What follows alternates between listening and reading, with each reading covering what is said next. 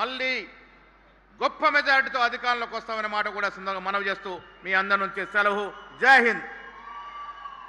Thank you sir. మన జిల్లా incharge మంత్రివర్యులు గౌరవనీయులు పొంగులేటి శ్రీనివాస్ రెడ్డి గారి సందేశం.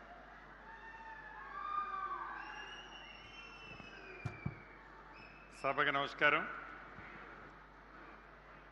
ఈరోజు ఈ కార్యక్రమానికి ముఖ్య అతిథిగా విచ్చేసిన మన అందరి గుండెల్లో ఉన్న గౌరవ ముఖ్యమంత్రి రేవంత్ రెడ్డి గారికి, సహచర మంత్రివర్యులు సీతక్క గారికి, లక్ష్మణన్న గారికి, గౌరవ పార్లమెంటు సభ్యులకి, గౌరవ శాసనసభ్యులకి, శాసన మండలి సభ్యులకి, వివిధ కార్పొరేషన్ చైర్మన్లకి, వేదిక మీద వివిధ హోదాల్లో ఉన్న ప్రజాప్రతినిధులకి, హైదరాబాద్ నుంచి వచ్చిన ఉన్నతాధికారులు అందరూ ఇక్కడే ఉన్నారు. ఇలా ప్రకాష్ అన్న ఉన్నతాధికారులందరినీ ఇక్కడికే పిలిపించుకున్నారు. ఉన్నతాధికారులందరికీ, ముఖ్యంగా ఈ కార్యక్రమంలో పాలు పంచుకుంటున్న నా తోబుట్టులైన ఆడబిడ్డలు, అన్నదమ్ములు, మీడియా మిత్రులందరికీ మనస్ఫూర్తిగా శిరస్సు వంచి హృదయపూర్వక నమస్కారం. ఇది మీరెన్నుకున్న ప్రజాప్రభుత్వం. మీరు నచ్చి మెచ్చి కావాలని, ఇందిరమ్మ రాజ్యం కావాలని ఆనాడు మీ అందరి కష్ట ఫలితంతో వచ్చిన ఈ ప్రభుత్వం గౌరవ ముఖ్యమంత్రి రేవంత్ రెడ్డి గారి నాయకత్వంలో రాష్ట్ర వ్యాప్తంగా ఇందిరమ్మ ప్రభుత్వం, ఇందిరమ్మ పరిపాలన అంటే ఇలా ఉండాలి అనే విధంగా అనేక సంక్షేమ కార్యక్రమాలు పేదవాడి గుమ్మానికి మీరు ఆశీర్వదించి దీవించిన ప్రభుత్వం ఈనాడిస్తుంది. ఒక్క సంక్షేమ కార్యక్రమాలే కాదు, ఇందాక మిత్రులు ప్రకాష్ రెడ్డి గారు స్థానిక శాసనసభ్యులు చెప్పినట్లు ప్రధానంగా ఈరోజు ముఖ్యమంత్రి రేవంత్ రెడ్డి గారి చేతుల మీదుగా ఓపెనింగ్లు కానీ ఫౌండేషన్లు కానీ 400 కోట్ల పైచిలకు ఇప్పుడే ఓపెనింగ్లు శంకుస్థాపన చేసుకున్నాం. రాష్ట్ర ఆర్థిక పరిస్థితి బాగలేకపోయినా పేదవాడి కష్టం తెలిసిన ఈ ప్రజాప్రభుత్వం పేదవాడికి అనేక సంక్షేమ కార్యక్రమాలు ఇస్తూనే అభివృద్ధిని ఎక్కడా కుంటిపడనీయకుండా అన్ని అభివృద్ధి కార్యక్రమాలు ఈరోజు ఈ రాష్ట్ర ప్రభుత్వ పక్షాన చేస్తున్నాం. ముఖ్యంగా వరంగల్ జిల్లాకు వస్తే మన ప్రభుత్వం ఏర్పడిన తర్వాత కొన్ని దశాబ్దాలుగా వరంగల్ ప్రాంత ప్రజల కోరిక మామునూరు ఎయిర్పోర్టు కావాలని పొట్టుపట్టి గౌరవ ముఖ్యమంత్రి గారి ఆలోచనలకి సూచనలకి అనుగుణంగా కేంద్ర ప్రభుత్వాన్ని ఒప్పించి మెప్పించి ల్యాండ్ ఎక్విజిషన్కి 300 కోట్ల రూపాయల పైచిలకు ఖర్చు పెట్టి ల్యాండ్ ఎక్విజిషన్ ఇచ్చి కేంద్ర ప్రభుత్వానికి ఈ ప్రభుత్వంలోనే అంటే రాబోయే 2 సంవత్సరాల్లోనే మామునూరు ఎయిర్పోర్టుని పూర్తి చేయడమే కాదు, తప్పకుండా ఈ ఫ్లైట్లు కూడా తిరిగే విధంగా ఈ ప్రభుత్వం ఆల్రెడీ చర్యలు చేపట్టింది. మామునూరు ఎయిర్పోర్ట్ కళ, ఈ ప్రాంత ప్రజల కళ ఈ ప్రభుత్వంలో నెరవేర్చుకోబోతున్నాం. అదే రకంగా హైదరాబాద్ తర్వాత అండర్ డ్రైనేజ్ ఉన్న ప్రాంతం ఏదీ లేదు. హైదరాబాద్ తర్వాత అంత పెద్ద పట్టణం వరంగల్ పట్టణం.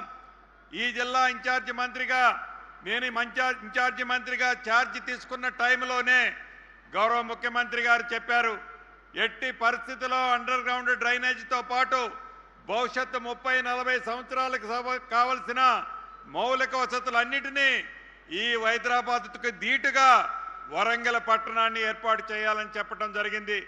సుమారు 5,700 కోట్ల రూపాయలతో 5,700 కోట్ల రూపాయలతో రాబోయే కొద్ది రోజుల్లోనే పనులు వడివడిగా ఈ రాష్ట్ర ప్రభుత్వంలో వాటిని పూర్తి చేసే దిశగా కార్యక్రమాన్ని చేపట్టబోతున్నాం.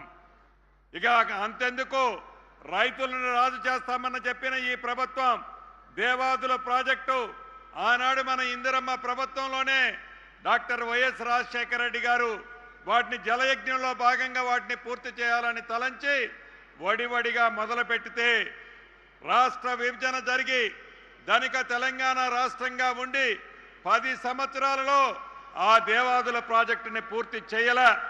నిన్నగాక మొన్న గౌరవ ముఖ్యమంత్రి గారు ఆదేశించారు, నీటిపారుదల శాఖ మంత్రి గారు ఉత్తమ్ కుమార్ రెడ్డి గారిని కానీ ఇన్ఛార్జి మంత్రిగా నన్ను కానీ రాబోయే సంవత్సరం లోపు స్థానిక శాసనసభ్యులందరూ కోరిక మేరకు 6 లక్షల పైచిలకు ఆయకట్టున్న ఈ దేవాదుల ప్రాజెక్టుని 100కి 100% మీరెన్నుకున్న ఈ ప్రజాప్రభుత్వంలో పూర్తి చేసి తీరుతామని కూడా గౌరవ ముఖ్యమంత్రి గారు మీకు చెప్పమన్నారు.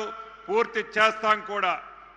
అంతేకాదు, ఆనాడు 10 సంవత్సరాలు పరిపాలించేటప్పుడు ధనిక తెలంగాణ రాష్ట్రాన్ని తెచ్చుకున్న ఈ రాష్ట్రం సుమారు 8,000 కోట్ల రూపాయలు 8 లక్షల కోట్ల రూపాయలు అప్పు అయితే చేసింది, కానీ 80,000 ఇళ్లు కూడా ఆనాటి ప్రభుత్వంలో కట్టలే. 8 లక్షల కోట్లు అప్పు చేసి పేదవాడి ఆత్మ గౌరవానికి చిహ్నంగా 80,000 ఇళ్లు కూడా కట్టలే.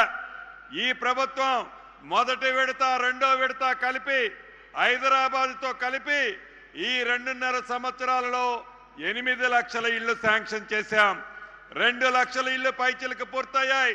మిగిలిన 2 సంవత్సరాల్లో కూడా తప్పకుండా పేదవాడి ఆత్మ గౌరవానికి చిహ్నంగా ఇల్లు ఇచ్చే బాధ్యత ఈ ప్రభుత్వానిది. చివరగా ఉద్యమాలకి ప్రధాన గడ్డ ఈ వరంగల్. ఆ ఉద్యమంలో ప్రధాన పాత్ర పోషించిన ప్రొఫెసర్ జయశంకర్ గారి గ్రామాన్ని రెవెన్యూ గ్రామంగా చేయాలని 10 సంవత్సరాలు పరిపాలించిన ఆనాటి దొరలకు చెప్తే ఆ దొరలు చెయ్యలే. గౌరవ ముఖ్యమంత్రి పిసిసి అధ్యక్షులుగా ఉన్ననాడు ఇచ్చిన మాట ప్రకారం ఆ రెవెన్యూ గ్రామాన్ని చేశాం. ఇంకా మరింత అభివృద్ధి చేస్తామని కూడా ఈ వేదిక ద్వారా చెప్తూ మరొక్కసారి వరంగల్ పట్టణ ప్రాంత ప్రజలందరికీ మరొక్కసారి అభినందనలు. మీ శాసనసభ్యులు మీకోసం నిరంతరం నన్నే కాదు ముఖ్యమంత్రి గారిని కలిసినప్పుడల్లా ఈ పరకాల అభివృద్ధి కోసం నిరంతరము 30 సంవత్సరాల కుర్రోళ్లాగా పోరాటం చేస్తున్నాడు.